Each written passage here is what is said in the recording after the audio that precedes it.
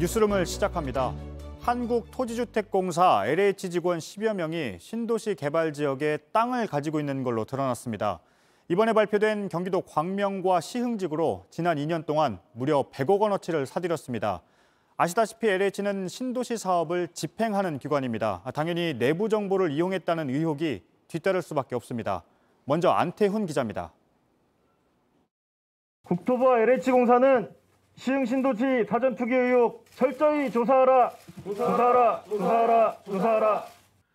LH 직원들의 신도시 투기 의혹이 나온 곳은 지난달 정부가 7만 가구를 짓겠다고 발표한 경기도 광명 시흥 지구입니다.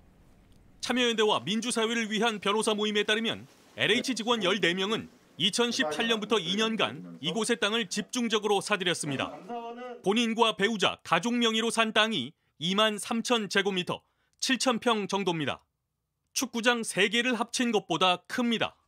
해당 토지들의 실거래가의 총합은 약 100억 원에 조금 못 미치는 99억 4,512만 원으로 이 거래 금액 중 상당 부분은 대출을 통해서 조달되었습니다. 이들이 매입한 땅은 주로 농지였습니다. 참여연대와 민변은 이 직원들이 주로 보상 업무를 맡은 것으로 보고 있습니다. 신도시 개발 정보를 미리 알고 보상금을 노려 투기한 게 아닌지 조사해야 한다는 지적이 나오는 이유입니다. 농지의 경우에 있어서는 이제 농사를 지어야만 토지를 취득할 수가 있습니다. 영농계획서들을 내야 되는데 토지주택공사 LH공사 직원으로서 일을 하면서 이제 농사를 병행한다는 것들은 이제 굉장히 어려운 부분들인데. 참여연대와 민변이 제보받은 토지와 그 주변 일부만 조사했는데도 LH 직원 10여 명의 땅을 확인했습니다. 이에 따라 조사 대상을 넓히면 투기 의혹 사례가 더 나올 수도 있습니다. 참여연대와 민변은 3기 신도시 모든 지역을 대상으로 LH 직원, 국토부 공무원이 본인이나 가족, 친척 명의로 땅을 사들였는지 조사해야 한다고 강조했습니다. JTBC 안태훈입니다. JTBC는 LH 직원들이 사들인 땅을 단독으로 취재했습니다. 직접 그 땅에 가본 겁니다. 땅을 보면 전문 투기꾼의 기술이 배어 있습니다. 급하게 심어놓은 나무가 수천 그루가 있는데 주로 보상비를 많이 챙기려는 경우가 이렇다고 합니다. 투기를 막는 데 써야 할 기술을 투기를 하는 데 썼다는 생각을 지울 수가 없습니다. 계속해서 안태훈 기자가 심층 취재했습니다. 서울 상암동에서 차를 타고 40여 분. 신도시 선정 부지에 접어들자 개발을 반대하는 현수막들이 곳곳에 붙어 있습니다. 먼저 땅 투기 의혹이 제기된 곳을 찾아가 봤습니다. LH 직원들이 사들인 땅 가운데 한 곳입니다. 5천 제곱미터에 이르는 이곳에는 보시는 것처럼 이런 묘목들이 촘촘히 심어져 있습니다. 상대적으로 관리하기가 쉽고 보상비도 많이 챙길 수 있습니다. 특히 수천 그루의 묘목이 심어진 시점은 2월 4일 부동산 대책이 나오기 직전이었습니다. 1월 말쯤 했을 거예요. 제가 농사짓는. 소유는 아니시고. 네. 농지의 경우 농사 활동을 계속해야 벌금을 피할 수 있습니다. 인근 중개업소에선 직접 농사를 짓지 않았다면 투기 목적인 경우가 많다고 설명합니다. 입주권을 준다거나 이렇게 사놓으셨을 거예요. 1000제곱미터 이상이죠. 아파트 분양권을 준다라는 그 내부적인 그 제기가 있었나 보다라고. 또 농사 활동을 하며 영농사업자로 인정받으면 신도시 개발 때 상가 분양권도 챙길 수 있습니다. 아무리 취지가 좋은 사업이라도 국민들의 불신은 커질 수밖에 없고 수용 대상 사업지에서 오랜 기간 거주 또는 생계를 유지하다가 토지를 수용당하는 주민들은 심한 박탈감을 느낄 수밖에 없을 것입니다. JTBC 안태훈입니다.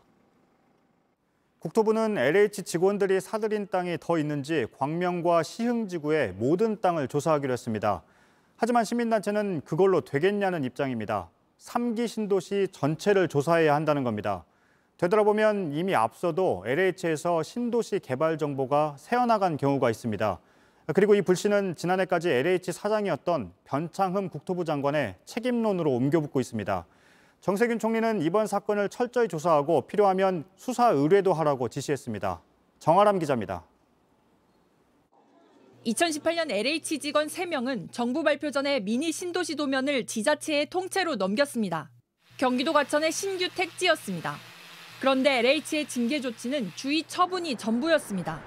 이들은 원래 근무 부서인 스마트 도시계획처에서 계속 일했고 지난해 3명 중 1명은 차장에서 부장으로 승진했습니다. 2017년에도 고양시 개발 계획을 직원이 유출한 적이 있습니다. 시민단체들은 LH의 보안 의식이 얼마나 허술한지 보여주는 대목이라고 지적합니다.